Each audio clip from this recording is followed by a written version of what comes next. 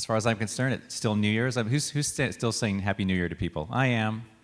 What's the rule? Is it like all January we can do that? All year.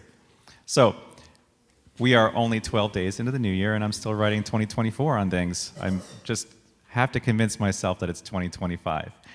And this is an important time. We can leverage this time. We can take this as an opportunity to begin again. And today we're going to do that with some visioning work, and we're going to do that with a unity tradition called the White Stone Ceremony. It's going to be a really cool ritual for those of you who haven't done it before. And I just want to begin today by talking about a theme that's going to kind of guide us into that, and that's awakening from the dream. And this theme, I grokked this from Michael Beckwith, and it implies that we're asleep in some way. It implies that we're sleepwalking in some way. And it means, I think, that we're unaware when we're unaware. And that's when the reactive mind takes over. That's when the amygdala takes over. That's when our animal cells take over. It's when the tape recordings in our head just run, and they run on autopilot, don't they? They just do their thing, and they're like the default setting. And in order for us to get off of that default setting, we've got to apply intention, will. We've got to apply desire. Like, what does our heart want? I think what our heart wants, which is connected to our divine heart, really knows deep down inside that the reason we're sitting here is because we don't want to listen to those tape recordings anymore, and it may be a lifelong work, but we're joyfully stepping up to the plate to do that lifetime work. And that's one of the reasons why I love all the people in this room, because I know it's about unconditional love, but it's also about the desire to be the best possible person that we can be. And these spiritual practices, including being in this room, do work towards that end. So what are the ways that we wake up? Now, one of those ways is, has someone ever told you something that was like a spiritual slap in the face or a wake-up call that made you go, I was being in my small self. I was being petty. I was being not my highest self. You know, I know someone recently told me something like that, and in a humorous way, and it just makes me wake up. There are other things that make me wake up. I live in South San Francisco now, and almost every day I run into a funeral. And the very first time it happened, this funeral procession, I was in a hurry, and I was like, and now the motorcycle cops are stopping traffic, and now I've been waiting 3 lights for all these cars to go through. Right? That's like, right? I've got to get to Starbucks. It's only a few blocks away. You know? But when that funeral procession goes by, it's like a row of angels every time. Or when I drive by, it must be 8 pet cemeteries, 8 cemeteries every single day, and there are balloons, and there are people sitting there, even in the rain. They're sitting there, and they're just angels. When I often forget to be grateful, which is a default mode, we forget to be grateful. We forget to be, this is a miracle. This is a miracle that we're here, we're breathing, we're on this planet. We can touch and see things. We forget that. And the other day, I was on my way to Starbucks again. It makes it sound like I drink a lot of Starbucks. I only have usually one daily Starbucks visit. But right there, down on El Camino and McClellan, some of you may know where that is. Michael knows where that is. Exactly. There are these 2 elderly ladies, and they were walking across the sidewalk so slow, and they both had a limp. And at first, I was frustrated because they crossed here, and then I wanted to make a right, but then the light turned, and they were crossing over there. And you know how it is. Then I said, look at those 2 ladies. They were so happy.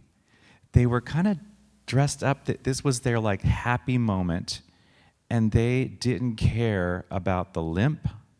They didn't care about the knee pain. They were happy to be together, and they were saying, "Hey, David, here's your reality check. You know, enjoy, enjoy."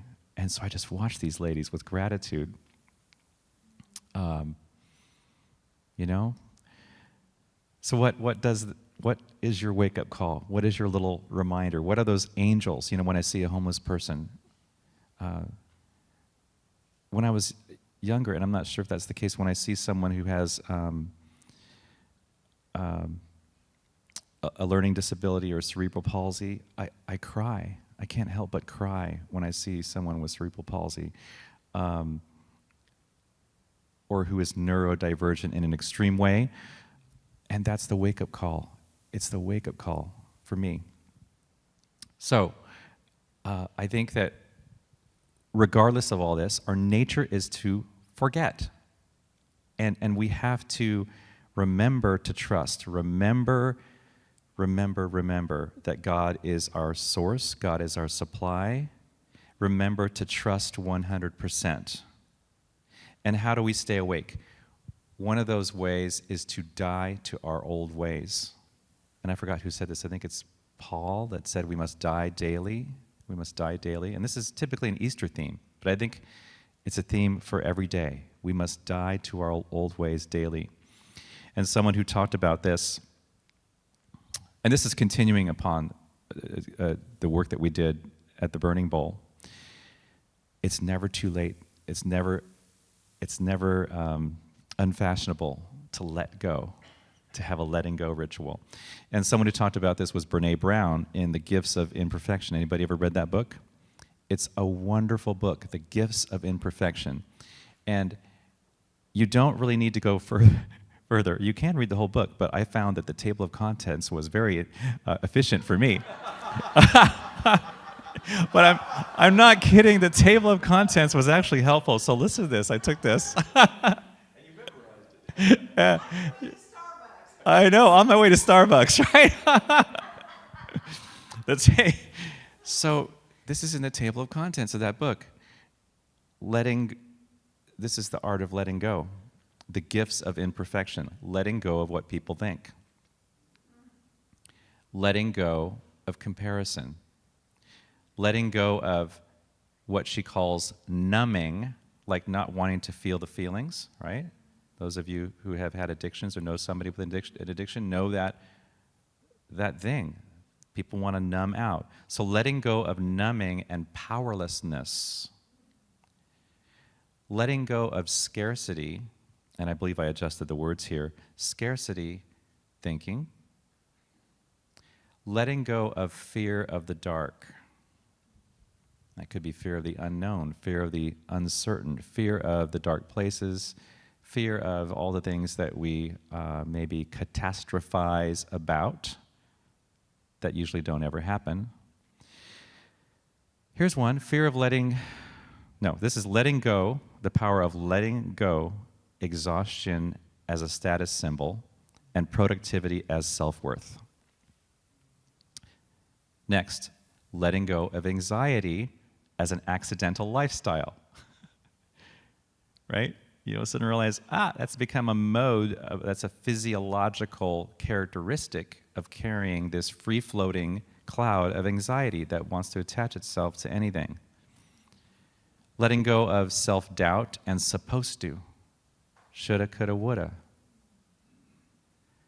And finally, letting go of always being cool and in control. So, I want us to I wrote some affirmations around these that I will say the affirmation, and this is a unity tradition. This is a way we pray, too. And you'll repeat it back. So, I let go of what people think. Good. I let go of comparison. I let go of believing outdated opinions about myself. I let go of perfectionism I let go of powerlessness. I let go of scarcity thinking.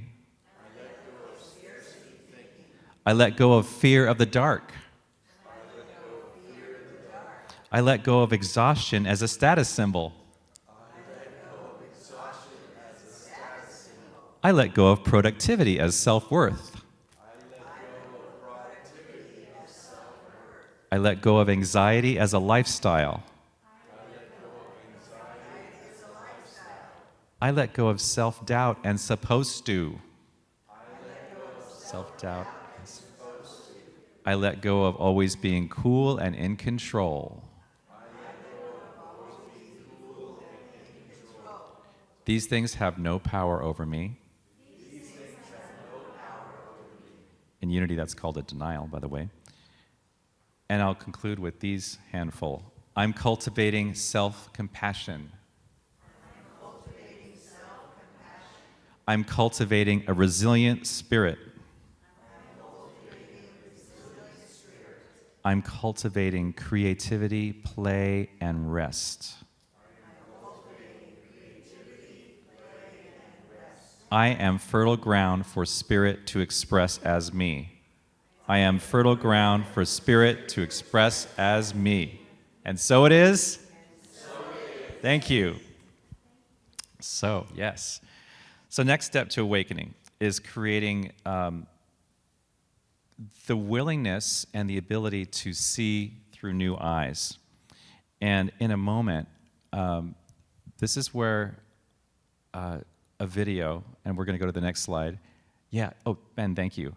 And Ben, I told Ben about this at like 10:01 or 11:01. So my bad there, but it's ready. But there are two videos I want to play for you that illustrate seeing through new eyes. This is the first. Don't break it.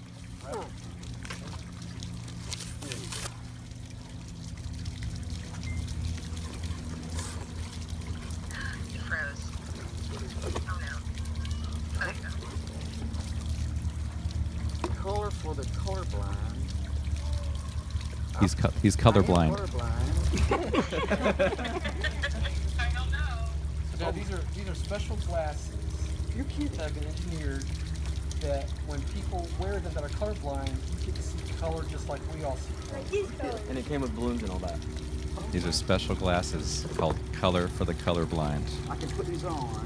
And it'll Just like it was supposed to be. correct, it'll correct your eyes so that you'll see how it's supposed to see.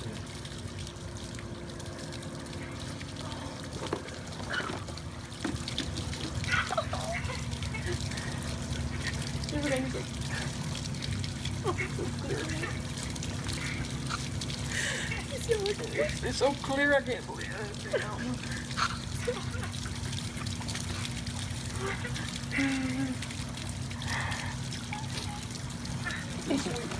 Dad, do you hate it?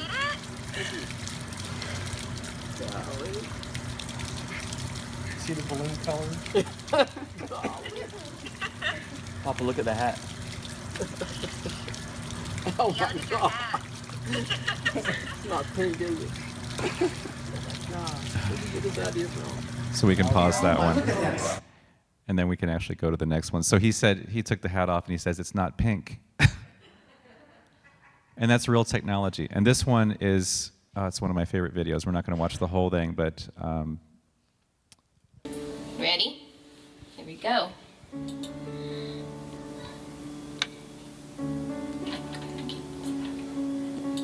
gonna turn it up a little bit more. All right. How does it sound now? Good. Is it sounding better? Can you hear my voice now? Yeah? What about Mom's voice? Can you hear my voice? Yes.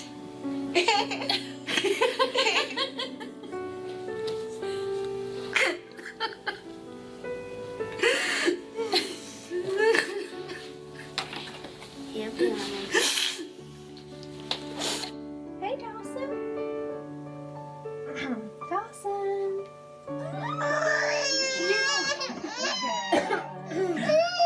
Oh, you don't like it? Is it scary?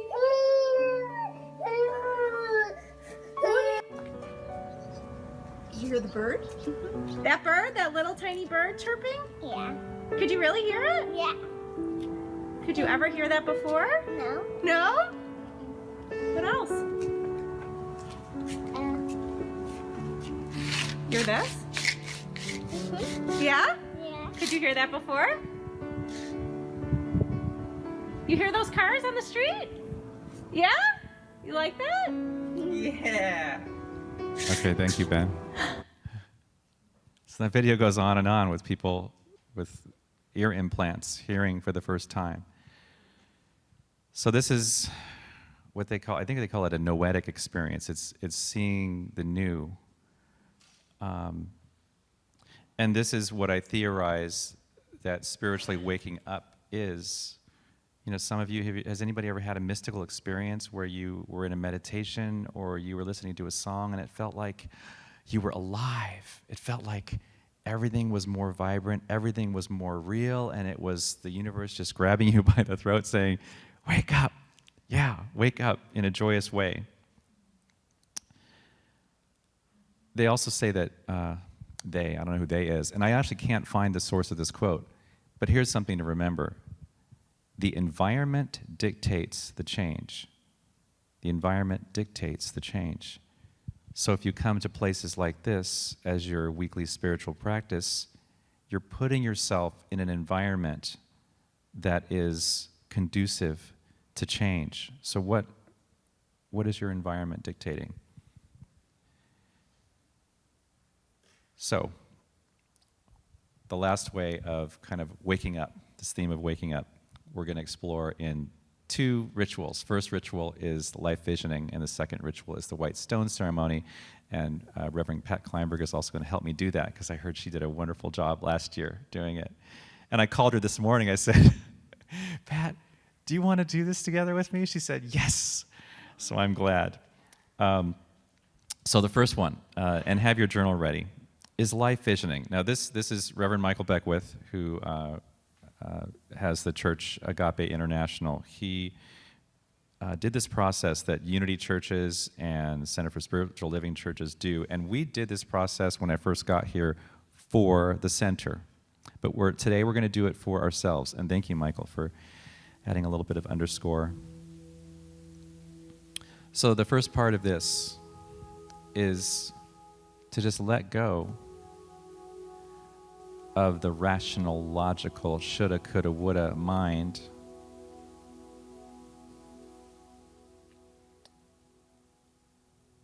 If you believe in angels, just imagine yourself handing up whatever cares and concerns you have, handing those up to the archangels, saying, take this from me. Whatever spirit, source, entities, power animals you believe in, just invite them to be here right now and just know you can set aside anything that weighs heavy on you. And that you are totally safe and surrounded by the vibration of like-minded people who believe in unconditional love.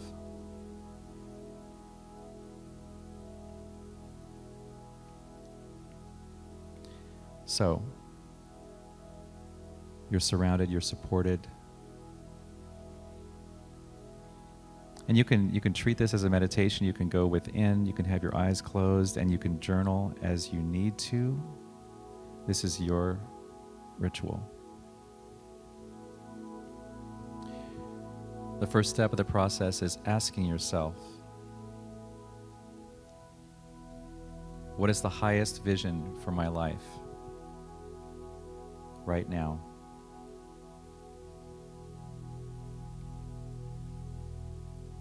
And if nothing comes to your mind other than maybe pictures, images, write those down.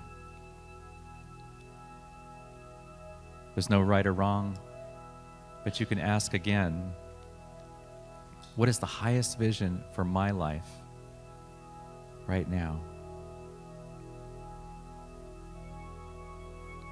What is the highest vision for my life in 2025?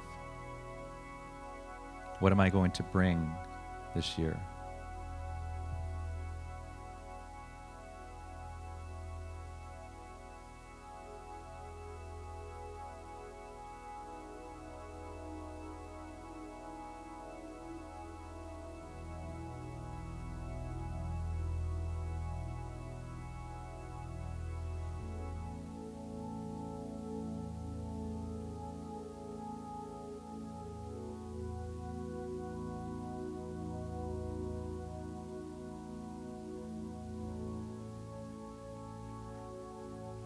And you can continue with that thought process. You can jot down a few bullets to come back to later if you want. But the next question is, what must I embrace in order for this vision to manifest? Where must I grow and change?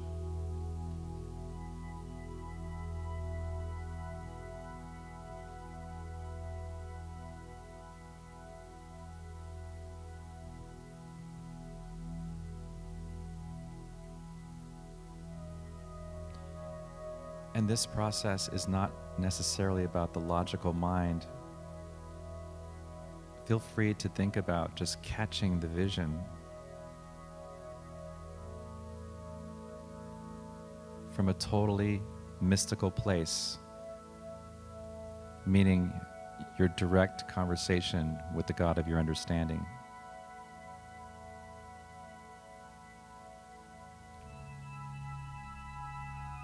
What's the highest vision for my life, and what do I need to embrace?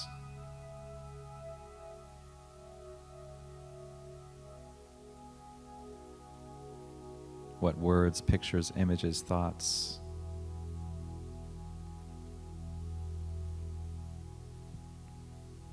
And as we continue this process of letting go that we began at the burning bowl ceremony, that we continue today, what must I let go of?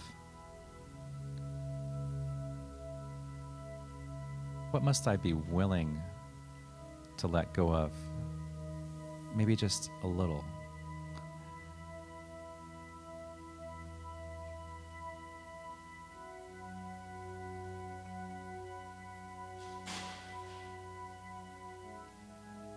Someone like literally let go of something there. I let go of this clipboard.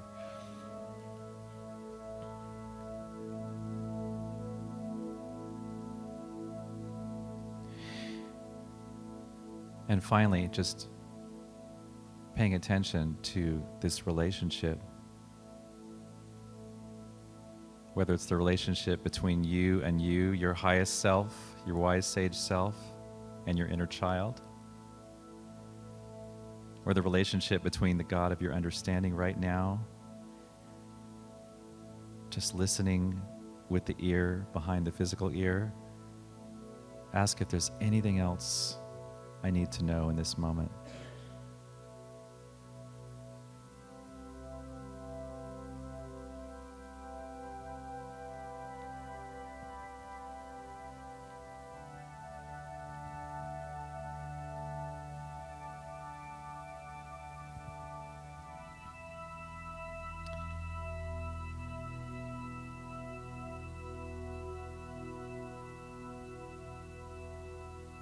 Just jotting down any reminders to come back to. And Michael, if you would just play through this whole process, we're going to continue. We're going to segue into the white stone ceremony right now. We're going to take this visioning work that we're doing right now. We're going to use that as a leaping off point for the white stone ceremony. And it's basically declaring your spiritual identity. You might call it writing down your spiritual name. And it doesn't have to make sense. You may have heard in ceremonies past, someone wrote down the word, they didn't know why they wrote down the word mom.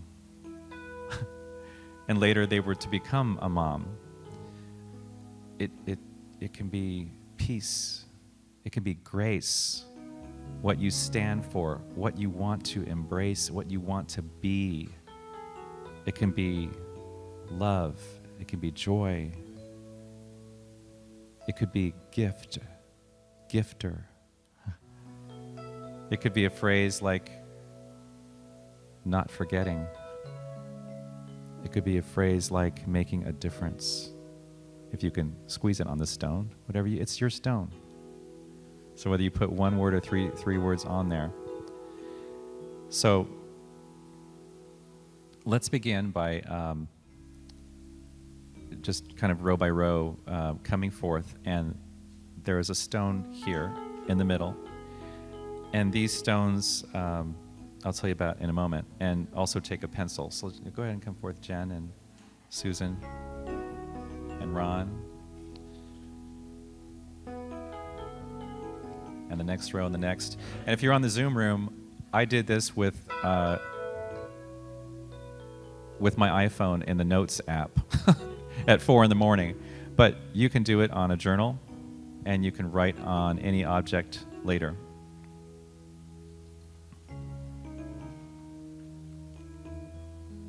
And if those people who are not in the center today, I will hold on to some extra stones if you'd like to come pick one up.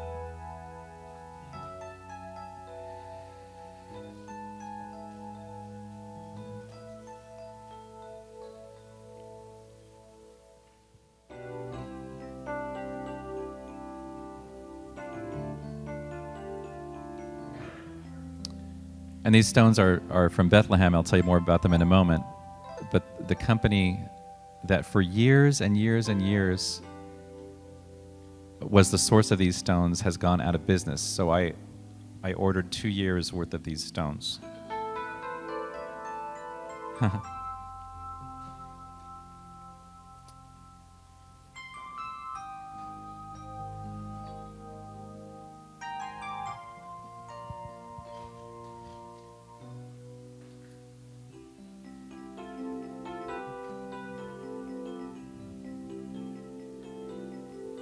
And Ben, feel free to grab one too. And Michael, I don't know how. I'll play keyboards. No, I'm not. He did it in advance. He's a planner.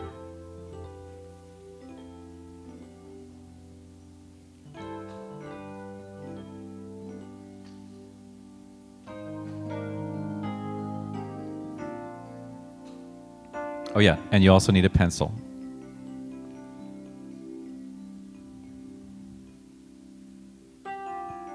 And notice that these pencils don't have erasers. Very scary, what you read on that stone. Yes, Valerie says there are 2 sides to the stone. Well, and there are these little teeny sides too on the edge of the stone.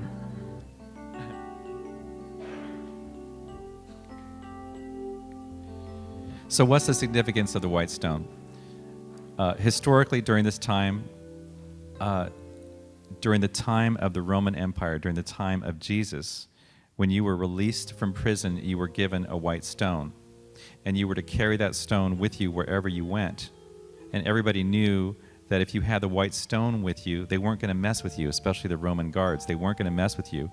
And most of all, they knew when you were carrying this white stone that you had a clean slate, that you were free.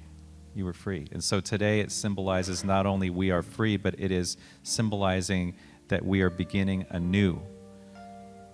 And today we're using the white stone to symbolize that we can leave behind whatever personal prison that we've locked ourselves into, that we've created for ourselves, and we have the key to walk out. That Don Henley song, what is that Don Henley song? We had the key all along. Does anybody know that? There's an Eagles song. We had the key the whole time. No, that's the other one. I'll try to find the lyrics. But these stones are very special. They come from the Holy Land, from quarries near Bethlehem.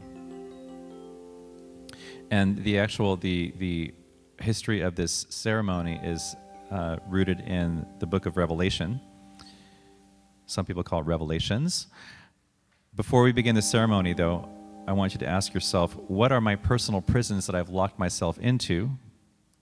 Because we need to let that thinking go before we write on the stone. And I'll read this from the book of Revelation, chapter 2, verse 17. And the author, perhaps it was John, we don't know for sure, wrote, "To whoever has an ear, let him hear what the Spirit says." Right? The ear behind the physical ear. "To the one who conquers, I will give him a white stone with a new name written on the stone that no one knows except the one who receives it." Okay? So what they mean by conquering is when you conquer things, when you let go of the tape recordings, that's conquering. when you move into the spiritual realm of who you are, the spiritual magnificence of who you are, instead of being driven by your trauma and your unhealed past, you conquer. And so the white stone will contain a new name, your spiritual identity. So you now have a pencil, and I invite you to pick up a stone, hold it in your hand. Think about the newing process.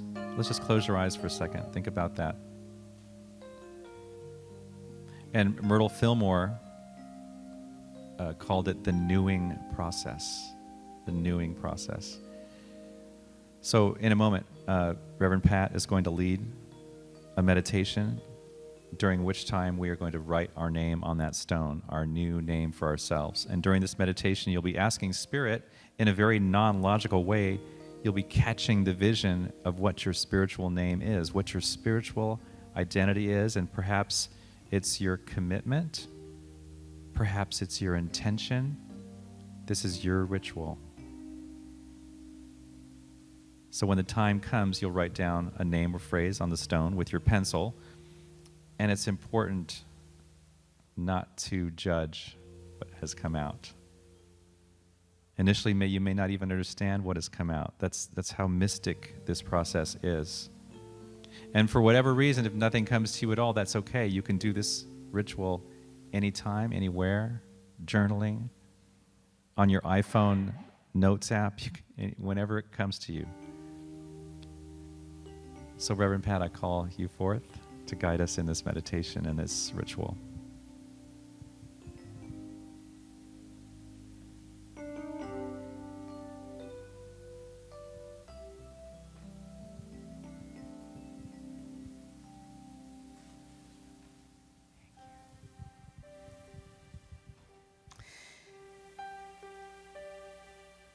As you get more comfortable in your seats, take your white stone in your hands so that you can hold it during the meditation. Let your eyes close softly, gently, and as your eyes are closing, feel your body begin to relax. Inside of us, every one of us is this quiet, secret space. This place where we are immersed in the presence of God, in the presence of light and love. It's from this place that we will now take part in the white stone ceremony. Using your mind's eye, imagine that you are stepping out of whatever prison or feelings of limitation that you have had. The door is opening, and you are walking through into freedom. See yourself being given a white stone that says, "You are now free. You have a new identity. This is a new day." This stone in your hand represents your freedom. It represents the freedom to express your truest self, your highest self. Now I invite you to consciously surrender to the activity of spirit for the next few minutes.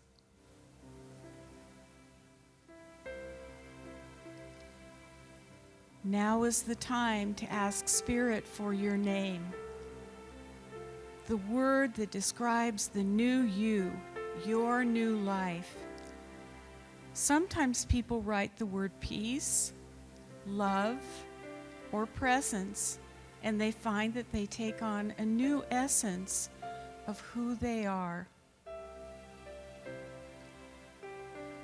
When you're ready, during this time, write your new name on the stone.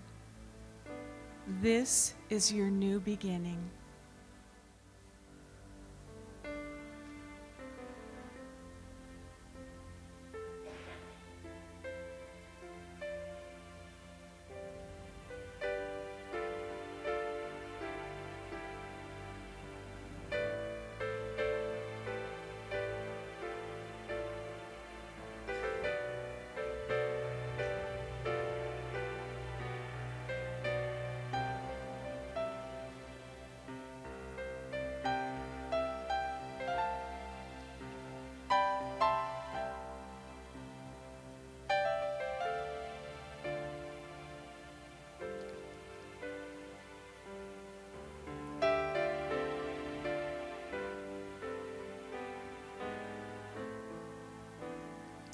This is your new beginning. This is the new you. Remember that whatever came to you or comes to you later is absolutely private, unless you wish to share it. But one thing I do suggest, hold on to your white stone, keep it handy where you see it often, and anytime you look at or touch your white stone, realize that you have the gift of choice, the gift to live differently, to live a more fulfilling life, to begin again. We are complete. Namaste.